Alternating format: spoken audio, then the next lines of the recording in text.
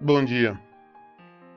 Vamos dar continuidade à nossa meditação, que nós estamos em 2 Timóteo, capítulo 4. Na verdade, é o capítulo 4, o último capítulo de 2 Timóteo, onde nós fomos até o versículo 5.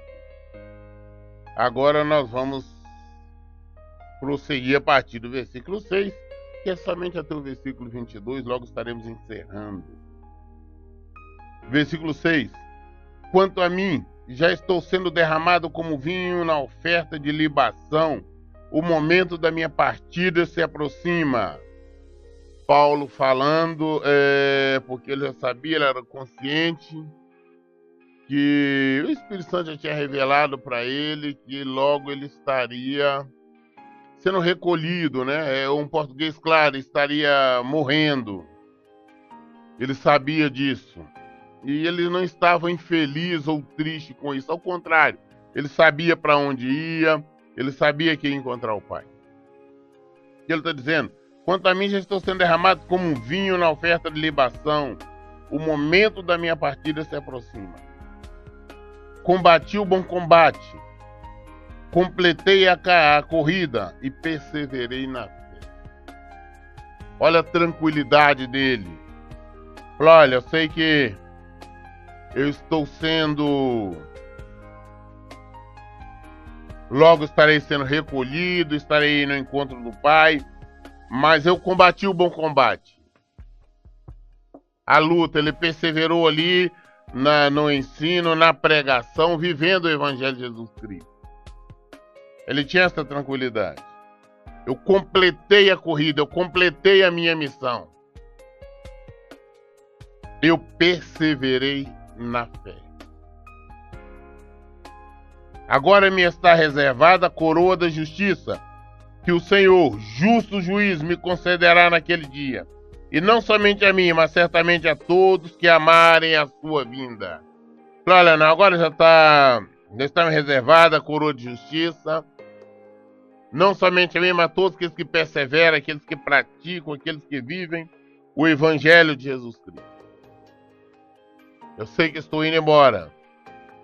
Estou tranquilo por ter o dever cumprido. Eu cumpri minha missão. Eu perseverei na fé. Eu vivi o Evangelho de Jesus Cristo. Eu não desonrei o Evangelho. Eu estou indo para receber minha coroa. E Deus nos concederá naquele grande dia. Concederá a todos os que perseverarem na fé, os que perseverarem na prática do Evangelho de Jesus Cristo. Procura vir ao meu encontro o mais depressa possível, porquanto Demas, havendo amado mais o mundo secular, me abandonou e se foi para a Tessalônica. Crescente foi para a Galácia e Tito para a Dalmácia. Olha, está acontecendo, eu sei que logo eu vou partir. Se você puder ver o mais rápido possível meu encontro. Ele estava preso quando ele falou isso. Venha o mais rápido possível. Sei que o meu momento, a minha partida já está próximo. Então venha logo aqui ao meu encontro, venha me visitar. Aí ele fala, porque Demas, havendo amado mais o mundo secular, me abandonou e se foi para Tessalônica. Algum outro discípulo, algum outro homem, algum servo que se desviou do caminho do Senhor. O abandonou e foi para Tessalônica. Ele fala, como ele diz, amando mais o mundo, amando as coisas do mundo. Pode ser os bens materiais, prazeres, e o abandonou. E ele diz que Crescente, um outro, foi para Galácia. E Tito foi para a Dalmácia. Somente Lucas está comigo. Lucas é o médico, era médico, tá? E era um discípulo de Jesus. Discípulo não, ele veio se tornar um discípulo após Jesus ter morrido e ressuscitado. Lucas é o autor do Evangelho de Lucas, o autor de Atos dos Apóstolos. Então, Paulo está falando, falou, olha, somente Lucas está comigo. Toma Marco e traz-o contigo, pois ele me é de grande auxílio para o ministério. Para trazer Marcos aí, porque ele é de ajuda, que vai me ajudar aqui no ministério. Mandei Tíquico para Éfeso. Quando vieres, traz-me a capa que deixei em Troade, na casa de Carpo, e os livros, principalmente os pergaminhos. Era inverno, Paulo estava preso em Roma, mas a preocupação dele ali não era lamentar que seria executado, seria crucificado, que seria morto. Ele não estava lamentando, ele estava pregando o evangelho. Ele estava pregando, e como tinha uma espécie de um livre acesso, as pessoas podiam estar em contato com os presos, ele estava simplesmente ministrando, administrando, enviava um para um lugar, outro para outro, pregando, falando da palavra de Deus, apesar de saber que logo daí uns dias ele seria executado. Mas no frio, a riqueza que Paulo tinha, a herança dele, ele falou, olha, traz a minha capa que eu deixei lá na casa de Carpo. A capa dele, a herança dele foi a capa e os livros, principalmente o pergaminho. Ele falou, traz a capa, traz os livros. Isso foi o que ele tinha. Não vemos Paulo falar aqui em qualquer outro bem materiais. Ele falou de bens espirituais, as riquezas espirituais. Assim como Jesus, quando morreu ali na cruz do Calvário, ele não tinha absolutamente nada. A bem da verdade, Jesus, quando foi crucificado e morreu, ele estava somente com uma espécie de cueca daquela época, porque a roupa deles eles tinham tirado e tinham dividido entre eles, os soldados ali. Inclusive, era tirado sorte.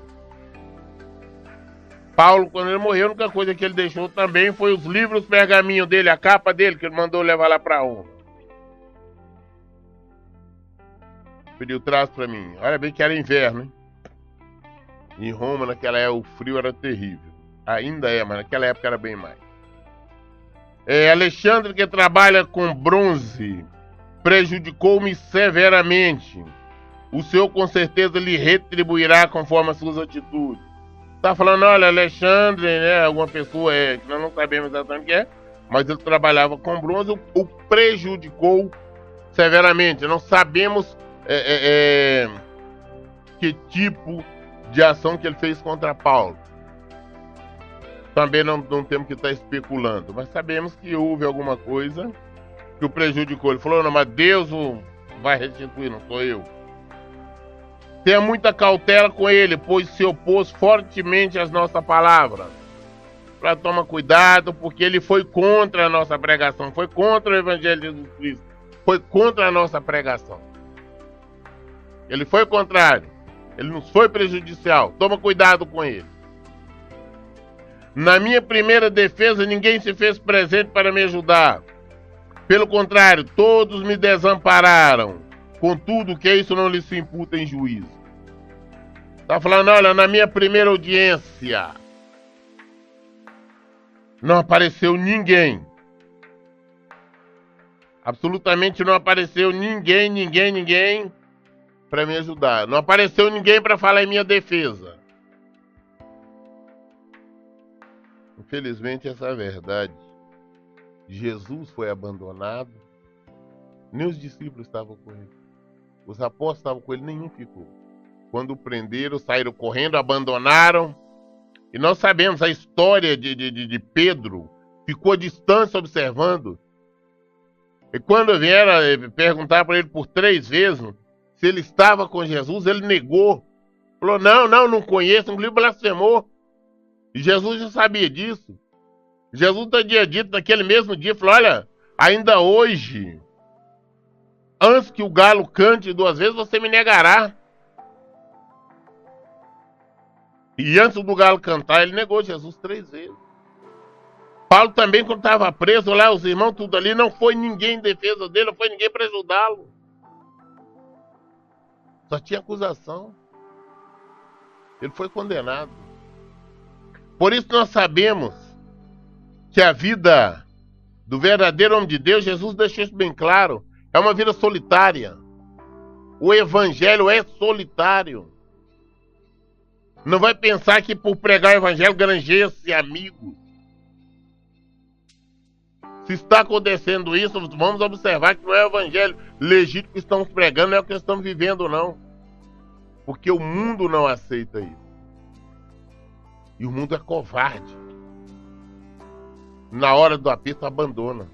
Paulo também foi abandonado. Na minha primeira defesa, ninguém fez presente para me ajudar. Pelo contrário, todos me desampararam.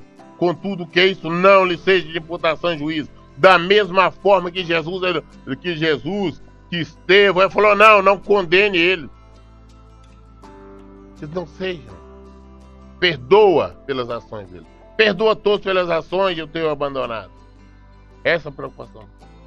Todavia o Senhor permaneceu ao meu lado e me abençoou com força, para que por meu intermédio a mensagem fosse plenamente proclamada, e todos que não são judeus ouvissem, e eu fui livrado da boca do leão. Olha, mas eu não estava sozinho. Eu não estava.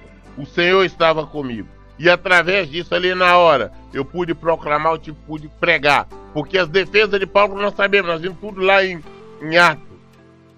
Ele não preocupava em se defender, ele preocupava em pregar o evangelho. Era testemunha da conversão, da militância dele no evangelho. E aqui ele falou, não, foi a mesma coisa. Assim o Senhor me livrará também de toda obra maligna e me conduzirá a salvo ao seu reino celestial. O Senhor vai continuar me livrando, ele me livrou naquele dia, vai continuar me livrando e me levará a salvo do reino celestial. Ele não estava preocupado em salvação física dessa morte física. Ele estava sabendo que ia morrer e já estava decretado.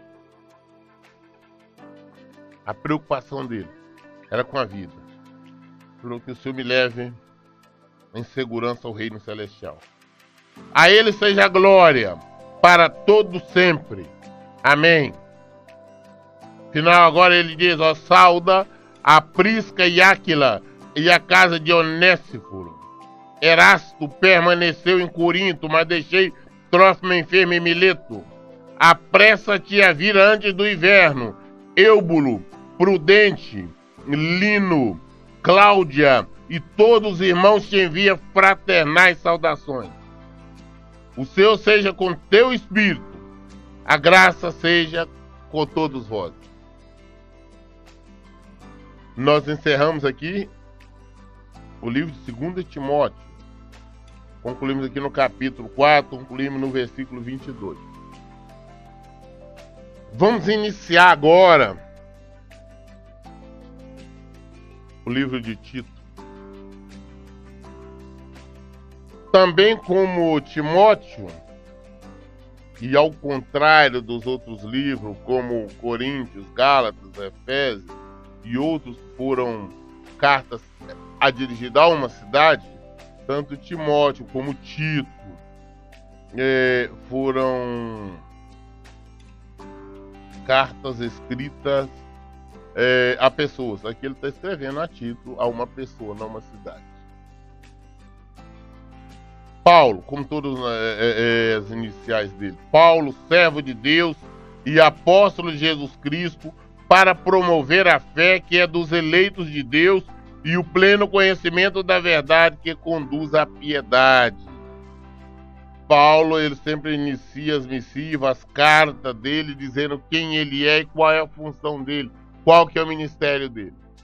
É a pregação do evangelho, é conduzir todos à salvação, é pregar para os gentios. E ele sempre faz questão de frisar que ele não é apóstolo por vontade humana, nem vontade dele, nem de qualquer outra pessoa. Ele não foi eleito, ungido por homens, mas pelo Senhor, por Jesus Cristo e por Deus. Conduz a fé e piedade, conduz a piedade, fé e conhecimento, que se fundamentam na esperança da vida eterna, o qual Deus que não mente, prometeu antes da criação do mundo. tudo que nós fazemos, nós vivemos exatamente isso, com esperança da vida eterna. Nós praticamos o Evangelho com esperança de desfrutarmos de vida eterna. O nosso combate, a nossa luta, não é em prol de termos qualquer coisa aqui. Ao contrário, nós abrimos mão de tudo aqui porque nós buscamos vida eterna, vida no céu, a promessa que o Senhor nos deu. Essa promessa é antes mesmo de existir o mundo. Essa promessa está desde o início da Bíblia, de vida eterna. Então é por isso que nós esmurramos o nosso corpo, nós lutamos, nós combatemos o bom combate, nós seguimos avante, nós fugimos da aparência do mal, nós rejeitamos as vontades da carne, porque nós temos esperança na vida eterna, a promessa do Senhor. Por isso nós lutamos, que é o que nós queremos alcançar. No devido tempo, Ele trouxe à luz sua palavra, por meio da pregação que me foi confiada, por determinação de Deus, nosso Salvador. A Tito, meu verdadeiro filho em nossa fé comum, graça e paz da parte de Deus Pai e de Cristo Jesus, nosso Senhor. Paulo, assim como Jesus nos ensinou, nós devemos saudar a todo lugar onde nós vamos com a paz de Jesus Cristo. Então toda casa onde eu vou, não importa se é de cristão ou não, eu tenho o hábito de saudar com a paz do Jesus esteja presente nesta casa. Por que eu faço isso? Porque é um mandamento do Senhor. Assim também, quando nós estamos cumprimentando alguém, não é um simples ritual. Nós cumprimentamos com a paz, ou paz e graça, ou graça e paz. É levando, é entregando a paz do nosso Senhor Jesus Cristo. Correto? Se nós pudermos pronunciar toda a frase, a paz do Senhor Jesus Cristo esteja presente em sua vida, a paz do Senhor Jesus Cristo esteja presente na sua casa, no seu lar, na sua família. E Paulo mesmo nas cartas, nas missivas dele, ele diz aqui, como todo é meu filho verdadeiro, em nossa fé comum, graça e paz, da parte de Deus Pai e de Jesus Cristo, nosso Salvador. A paz que está trazendo, entregando, é do Senhor. Para esta missão te deixei em Creta, para que pusesse em ordem os que ainda faltava e constituísse presbítero de acordo com as minhas orientações. Olha, por isso te deixei em Creta, foi para que pusesse em ordem os que ainda faltassem. Os presbíteros, ou seja, presbíteros, nós temos que falar direto sobre isso, que são pastores ou supervisores de igreja. Bispo, na verdade, é o mesmo título. Então, Paulo tinha deixado Tito, esse ele está escrevendo agora, em Creta, exatamente para organizar igrejas ali, para organizar os pastores, levantar pastores de acordo com as determinações de Paulo. Nós já sabemos quais são elas, como nós vimos em Timóteo, quando na mesma instruções ele tinha passado para Timóteo. É necessário, portanto, que o presbítero, ou supervisor de igreja, ou pastor, o nome queira dar, seja irrepreensível, marido de uma só mulher, e tenha filhos cristãos, não seja acusado de libertinagem ou de insubmissão. É necessário, portanto, que o presbítero, ele não diz aqui presbítera, ele não diz pastor, ele não diz bispa, ele não diz qualquer outro título. Ele está no masculino. E mais, ele dizendo marido, ele não diz esposa de um só homem, ele diz marido de uma só mulher. Marido de uma só mulher, é necessário que o presbítero, que esse pastor seja irrepreensível, alguém que não mereça, que não tem o que repreender, alguém que vive de acordo com o Evangelho, que vive de acordo com a palavra de Deus. É necessário que seja assim. E seja marido, marido de uma só mulher, não pode estar no segundo casamento, não pode estar no terceiro casamento, não pode estar divorciado. mas que seja marido de uma só mulher. É a palavra do Senhor. E tenha filhos cristãos que não sejam acusados de libertinais ou insubmissão. Temos visto pastores em segundo, terceiro casamento e dizem que são felizes, ainda tem coragem de dizer que foi Deus que deu para ele uma nova esposa. Nós temos visto mulheres nos altares falando que é pastora. Nós temos visto pastores com filhos viciados em drogas, gays, homossexuais, ladrões, todo tipo de coisa. Filhos que não respeitam os pais, que não acatam a sã doutrina, que vivem em total rebeldia. Mas mesmo assim esses estão nos púlpitos, estão nos altares. E a palavra diz que não poderia. Por ser encarregado da obra de Deus, é indispensável que o bispo seja irrepreensível. Ou seja, por ser encarregado da obra de Deus, o presbítero, o bispo, supervisor de igreja, pastor, qualquer que seja o nome, é a única função, quer dizer exatamente isso, supervisor de igreja, que ele seja irrepreensível, que não tenha o que repreender nele, não arrogante, não pode existir arrogância, não seja briguento, não apegado a vinho, não violento, nem dominado pela ganância. Quando nós vemos isso aqui, nós estamos vendo, parece que estamos falando sobre o oposto do que estão hoje nos templos. São exatamente o oposto do que estão hoje aí nos púlpitos dizendo ser pastor. Ao contrário, é preciso que ele seja hospitaleiro, amigo do bem, sensato, justo, piedoso e tenha domínio próprio. E apegue-se firmemente à fiel palavra, da forma como foi ministrada, a fim de que seja capaz tanto de encorajar os crentes na sã doutrina, quanto de convencer os que se opõem a ela. Tem que ser alguém que vive a palavra de Deus, pratica, estuda, medite a palavra de Deus o tempo todo.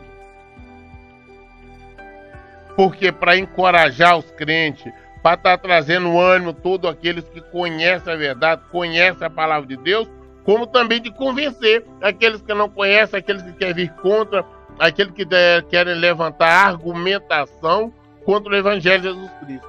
Mas que ele tenha respostas para todos eles. Por isso é necessário que ele viva realmente o Evangelho e conheça. Porquanto há muitos insubmissos, que não passam de tagarelas, ludibriadores, principalmente os do grupo da circuncisão. Tem muitos tagarelas.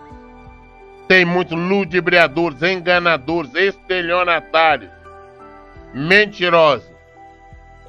Tem muitos ainda. É necessário fazer calar, pois motivado pela cobiça, transtorna a casa inteira, pregando o que não convém. Pela cobiça. Eles estão convencendo, transtornando. Não é uma casa inteira, são famílias e mais famílias que estão sendo destruídas por causa de pregação mentirosa. Existe uma maldição da tal pregação da prosperidade. Umas mentiras. O roubo. O ensino de campanha. Tudo que não é bíblico. O povo está sendo empurrado para a morte. Um de seus próprios profetas declarou: os cretenses são sempre mentirosos, feras malignas, glutões, preguiçosos. Hoje, os crentes são vistos dessa maneira. Eu me lembro uma época onde cristão, ser crente era uma referência em honestidade e caráter. Hoje é o contrário. Hoje dizem que a religião evangélica está crescendo. Eu acredito realmente. A religião evangélica está crescendo. Diz que é quase 40%. Eu digo religião evangélica. Mas discípulo de Jesus, 5%, 6%? É o meu tempo. Porque hoje vê muitas pessoas se dizer que são crentes, dizer que são cristãos, mas são adúlteros, estão vivendo aí segundo, terceiro, quarto casamento, estão divorciando, estão na fornicação, estão sendo desonestos, dando cheque sem fundo, estão comprando e não estão pagando, são caloteiros, são mentirosos, estão nos altares, no púlpito aí falando que Deus não falou, dizendo, entregando profecias sem conhecer Deus, fazendo revelação mentirosa, extorquindo o povo, enganando o povo, e o povo sendo enganado e gostando disso. Isso é somente uma religião. Não conhecem Jesus. Esse testemunho é verdadeiro. Portanto, repreende-os com toda severidade, para que submeta a uma só fé sadia, não dando ouvido à fábula judaica, nem a mandamento de homem que se desvia a verdade. Tem que abandonar a mentira. Unir uma só fé. A fé nossa tem que estar no Senhor Jesus. A nossa fé tem que estar na palavra de Deus. Nós temos que viver o Evangelho de Jesus Cristo. Não parar de estar contando história que aconteceu a Israel, que aconteceu com Davi, com Josué, com A, com B, com C. Não interessa. Interessa o que vai acontecer com nós.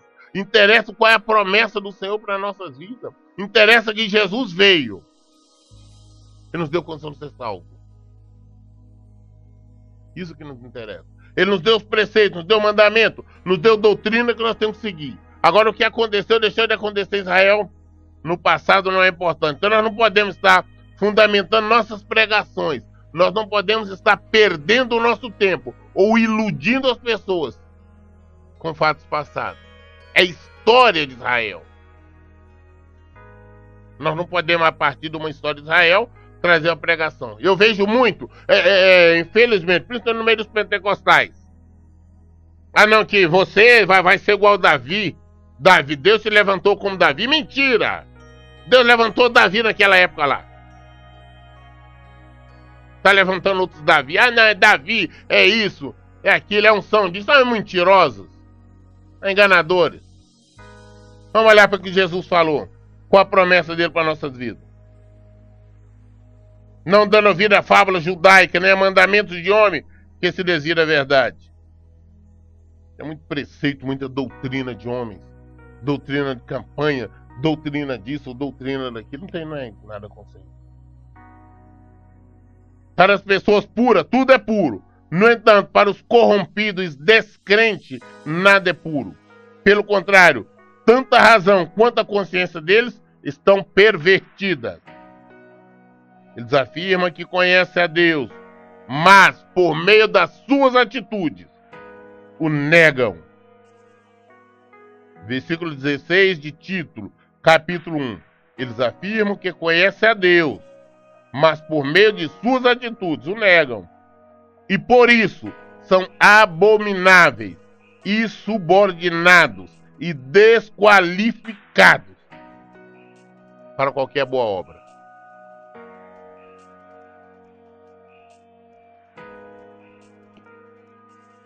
Eles afirmam que conhecem a Deus, mas por meio de suas atitudes o negam. E por isso são abomináveis, insubordinados e desqualificados para qualquer boa obra. É meditar na palavra de Deus. Concluímos aqui o capítulo 1 do livro de Tito. Amanhã vamos dar continuidade a partir do capítulo 2. A resposta está aqui. Está no Evangelho, na palavra de Deus. Abra os olhos. Vamos abrir os olhos, vamos deixar de ser religioso. Vamos ser praticando a palavra de Deus. Tenha um bom dia. Deus abençoe.